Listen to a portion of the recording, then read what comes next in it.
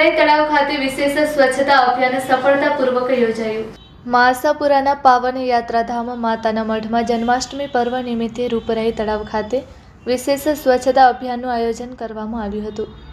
Kutch care TV news અને માતાના મઢ દિવ્યાંગ સપોર્ટ સેન્ટરના નેજા હેઠળ યોજાયેલા આ અભિયાનમાં ગામના પ્રતિષ્ઠિત વ્યક્તિઓ, કંપનીના પ્રતિનિધિઓ, પ્રવાસન વિભાગ, ગ્રામ પંચાયત, વેપારી મિત્રો તેમજ સેવાભાવી લોકો ઉત્સાહપૂર્વક જોડાયા હતા। આ સ્વચ્છતા અભિયાનમાં પૂર્વ સરપંચ સુંદરસિંહ જાડેજા, આયોનેક્સ કંપનીના હેડ નારણસિંહ તથા તેમની સમગ્ર ટીમ, પ્રવાસન વિભાગના સુપરવાઇઝર અલ્તાફભાઈ તથા તેમની ટીમ, વેપારી મિત્રો રાજ શાહ અને જય શાહ, ગ્રામ પંચાયત તરફથી ઉપસરપંચના પ્રતિનિધિ હિતેશ મહેશ્વરી તેમજ ગ્રામ પંચાયત સભ્ય ઓસમાણ નોતિયાર સહિતના આગેવાનો અને ગ્રામજનો જોડાયા હતા। અભિયાન દરમિયાન આયોનેક્સ કંપનીના હેડ નારણસિંહ દ્વારા સફાઈ માટે જરૂરી કીટ ઉપલબ્ધ કરાવવામાં આવી હતી। સફાઈ કામગીરીમાં જોડાયેલા લોકોને પાણી તેમજ ચા નાસ્તા અને કોલ્ડ ડ્રિંકની વ્યવસ્થા પણ કંપની તરફથી કરવામાં આવી હતી। આગામી દિવસોમાં પણ સ્વચ્છતા અભિયાન સતત ચાલુ રહે તે માટે આયોનેક્સ કંપની દ્વારા રૂપરાઈ તળાવ ખાતે કચરા પેટીઓ ઉપલબ્ધ કરાવવાની ખાતરી આપવામાં આવી હતી।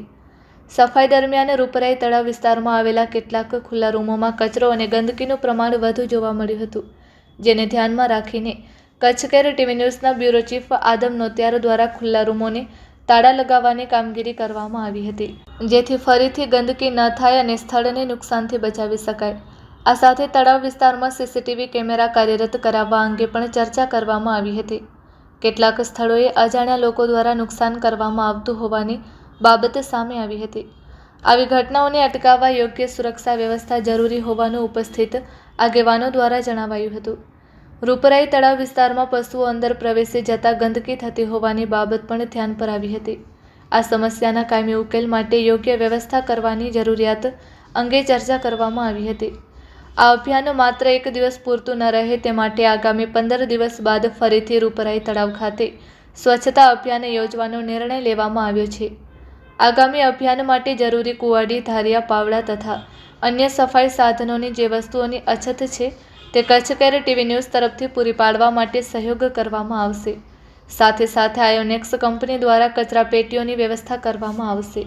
રૂપરાઈ તળાવ માતાના મઠના લોકો તેમજ મા આશાપુરાના દર્શને આવતા યાત્રાળુઓ માટે મહત્વનું સ્થળ છે। અહીં લોકો યોગા, વોકિંગ, આરામ તથા પ્રકૃતિનો આનંદ લેવા માટે આવે છે। તેથી આ સ્થળને સ્વચ્છ, સુંદર અને સુરક્ષિત રાખવાની જવાબદારી માત્ર કોઈ એક વ્યક્તિ કે સંસ્થાની નહીં પરંતુ સમગ્ર ગામની છે। આ પ્રસંગે સૌને અપીલ કરવામાં આવી હતી કે તળાવ વિસ્તારમાં કચરો ન નાખવો, જાહેર સંપત્તિને નુકસાન ન કરવું, પશુઓના પ્રવેશને રોકવામાં સહયોગ આપવો અને સ્વચ્છતા જાળવવામાં પોતાનું યોગદાન આપવું। માતાના મઢને સ્વચ્છ, સુંદર અને યાત્રાળુઓ માટે આકર્ષક બનાવવાના હેતુથી આવા સ્વચ્છતા અભિયાનો અવારનવાર ચાલુ રાખવામાં આવશે, જેથી રૂપરાઈ તળાવ સહિત સમગ્ર માતાના મઢની સુંદરતા જળવાઈ રહે।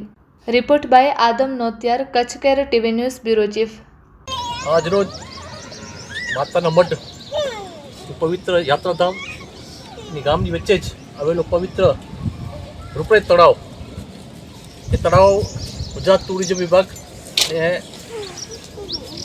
યાત્રાધામ વિકાસ બોર્ડ દ્વારા એક સુંદર ગામને આ યાત્રાને આ તળાવની ભેટ મળી છે। મોટી સંખ્યામાં યાત્રિકો પણ અહીંયા સમય પસાર કરવા માટે આવે છે, ગ્રામજનો પણ અહીંયા વોકિંગ કરવા માટે, સાંજે ફરવા માટે બાળકો આવતા હોય છે। એ સર્વેને મારી વિનંતી છે કે આની સ્વચ્છતા જાળવે, ગંદકી ન કરે। આજે આ જેટલી બધી ગંદકી હતી એ ગામના વેપારી મિત્રો જયભાઈ શાહ, રાજ શાહ એ મિત્રો છે અને આઈનોક્સ કંપનીમાંથી પણ નારણસિંહભાઈ અને એમના મિત્રો આ સ્વચ્છ બધા આવ્યા છે। એમને આ બધું આ કામે કરવા માટે આ બધી કીટ પણ એમને આપી છે અને ગુજરાત ટુરિઝમનું પણ જે માત્ર ગામની સફાઈ કરે એ પણ આજે અમારી સાથે સફાઈમાં જોડાયા છે। ખાસ તો આદમભાઈ, તમારો આભાર કે તમને આ લોકો બધાને જાગૃત કર્યા છે અને અવારનવાર આવી રીતે જાગૃત કરતા રહેજો, કારણ કે સારું કામ કરવા માટે હંમેશા ટાઈમ લાગતો હોય છે।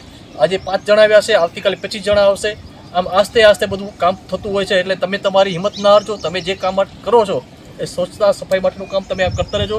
અમે તમારી સાથે છીએ। આજે આપણે ઘણા બધાને આપણે કીધું હતું કે તમે બધા આવજો, પણ આજે ઘણા લોકો નથી આવી શકે કોઈ પણ કારણસર। બીજી વખત હજી આપણે પ્રયત્ન કરશું અને વધુમાં વધુ આમાં લોકો જોડાય ને સફાઈ તો ઠીક છે, આપણે 500-1000 રૂપિયા આપીને કોઈ માણસો દ્વારા કરાવી દઈએ, પણ આ સફાઈ ઝુંબેશ કરવા પાછળનું કારણ એ છે કે લોકોમાં જાગૃતતા આવે એ લોકો ગંદકી ન કરે અને બીજાને ગંદકી કરતાં અટકાવે એટલા માટે આ ઝુંબેશ એની જરૂરી છે. બાકી તો સફાઈ તો સામાન્ય વસ્તુ છે. આમ જોવા જઈએ તો આપણે ગમે એને કહીએ પૈસા મજૂરી આપીએ ને આજે પૈસા કોઈને આપવા એ મોટી વાત નથી. આપણે કીધું હાલ સફાઈ કરવા જ નહીં આપીએ કે ભાઈ તું 500 રૂપિયા આપી દેશે, તો એ 500 રૂપિયા નહીં, સફાઈ કરવા માટે ગામના આગેવાનો, વેપારીઓ, કર્મચારીઓ બધા જોડાય તો એક જાગૃત આવે કે ભાઈ આ આપણી વસ્તુ છે, આપણી જ મિલકત છે, એની આપણે સ્વચ્છ રાખીએ, ગંદકી ન કરીએ. એટલા માટે સફાઈ ઝુંબેશનો મુખ્ય હેતુ એ છે કે એમાં જાગૃત આવે, લોકોમાં ગંદકી ન કરે. हम सभी लोग आइनॉक्स पूरी टीम नारायण सर के नेतृत्व में और पूर्व सरपंच जी और माताना मठ गांव के और सभी भाई बंधु आए हुए हैं यहाँ सफाई के लिए. माताना मठ का जो पौंड है उसके लिए यह सफाई बहुत अच्छा अभियान है. स्वच्छ रहेगा इंडिया तभी आगे बढ़ेगा इंडिया. तो मंदिर की चौखट तालाब का पानी हाथों में बसती है माँ की निशानी. हाथों से गंदगी आज दूर करेंगे, अब पुण्य भी लेंगे, धरती भी संवारेंगे. इस अभियान को आगे बढ़ाते हुए हम लोग इस सफाई अभियान को आगे बढ़ाएंगे और धन्यवाद. वाह, ठीक है.